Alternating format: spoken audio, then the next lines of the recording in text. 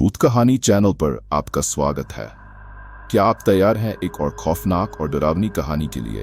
अगर हाँ तो सब्सक्राइब करें, फॉलो करें और कमेंट में बताएं कि आपको ये कहानी कैसी लगी। भूतिया हवेली का रहस्य। गांव के बाहर एक पुरानी हवेली थी जिसे लोग शापित हवेली कहते थे। कहते हैं वहां जो भी रात बिताने जाता सुबह लौटकर नहीं आता।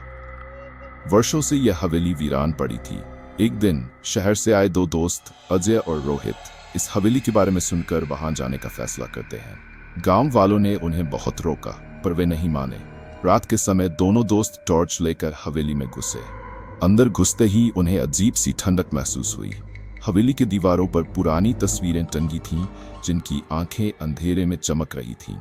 अचानक हवा का झोंका आया और दरवाजा अपने आप बंद हो गया। अजय और रोहित ने एक कमरे में जाकर टॉर्च की रोशनी डाली।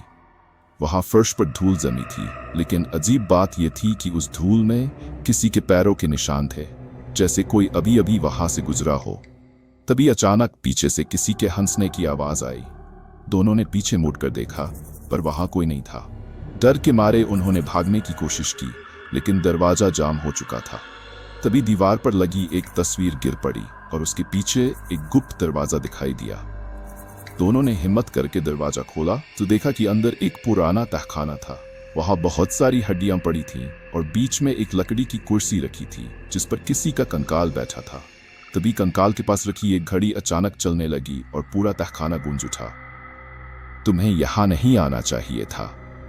दोनों दोस्त चीखते हुए दरवाजे की तरफ भागे। तभी हवेली की सभी खिड़कियां और दरवाजे खुद ब खुद खुल गए। जैसे ही वे बाहर निकले, हवेली एक जोरदार आवाज के साथ हिलने लगी और देखते ही देखते मिट्टी में मिल गई। सुबह जब गांव वालों को पता चला कि अजय और रोहित जिंदा लौट आए हैं तो वे दंग रह गए। किसी ने पहली बार हवेली से वापस लौटने वालों को देखा था, लेकिन अजय और रोहित फिर कभी सामान्य नहीं रह पाए। उनकी आंखें हमेशा किसी अनदेखी चीज को देखती रहती थी। और सबसे डरावनी बात, जब वे अपने कैमरे की तस्वीरें देखने लगे तो हर तस्वीर में उनके साथ एक काला धुंधला साया खड़ा था। हवेली के ध्वस्त होने के बाद भी अजय और रोहित को चैन नहीं मिला। उनके साथ अजीबोगरीब घटनाएं होने लगी। कभी आधी रात को कोई धीमी हंसी सुनाई देती, कभी कमरे की चीजें अपने आप इधर उधर हो जाती। सबसे डरावनी बात यह थी कि जब वे सोते तो उनके सपनों में वही तहखाना और वह कंकाल बार बार दिखाई देता। एक दिन अजय ने हिम्मत करके गांव के सबसे बुजुर्ग आदमी बाबा रघुनाथ से पूछा, बाबा, वह हवेली सच में शापित थी और वह तहखाना, उसमें आखिर क्या रहस्य था? बाबा गहरी सांस लेते हुए बोले, बेटा, वह हवेली राजा विक्रम सिंह की थी। 100 साल पहले उन्होंने काले जादू में रुचि लेनी शुरू कर दी थी।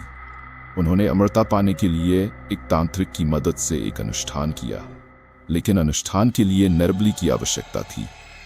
राजा ने अपने ही नौकरों और सेवकों की बलि दे दी, लेकिन तांत्रिक ने राजा को धोखा दे दिया और अंत में खुद राजा की आत्मा को भी उस हवेली में कैद कर दिया। रोहित ने घबराकर पूछा, तो क्या राजा की आत्मा अब भी मुक्त नहीं हुई? बाबा बोले, हवेली तो अब मिट्टी में मिल गई, लेकिन आत्मा मुक्त नहीं हुई। अजय और रोहित के रोंगटे खड़े हो गए। मोबाइल में आई तस्वीर ये बता रही थी कि वे अब भी उस भूतिया हवेली के प्रभाव में थे। डर के मारे उन्होंने तुरंत तस्वीर दे दी, लेकिन जैसे ही उन्होंने फोन लॉक किया, स्क्रीन पर फिर वही तस्वीर चमकने लगी। इस बार उनके पीछे एक परछाई भी दिख रही थी, वही साया जो हवेली में उनके साथ था। अब वे समझ गए थे कि यह सब इतनी आसानी से खत्म नहीं होगा। उन्होंने बाबा रघुनाथ से मदद मांगी। बाबा ने उन्हें एक तांत्रिक के पास भेजा जो ऐसे मामलों को सुलझाने में माहिर था। तांत्रिक ने उन्हें देखते ही कहा, तुम दोनों को राजा विक्रम सिंह की आत्मा ने अपने जाल में फंसा लिया है। अब वह तुम्हारे माध्यम से फिर से इस दुनिया में आना चाहता है। अजय ने घबराकर पूछा, हम इससे बच सकते हैं? तांत्रिक ने गंभीर स्वर में कहा, एक ही तरीका है, तुम्हें उसी तहखाने में जाकर अधूरे अनुष्ठान को खत्म करना होगा। लेकिन याद रखना, अगर तुम असफल हुए तो तुम्हारी आत्माएं भी उसी हवेली में कैद हो जाएंगी। रोहित डर गया, लेकिन हवेली तो नष्ट हो चुकी है।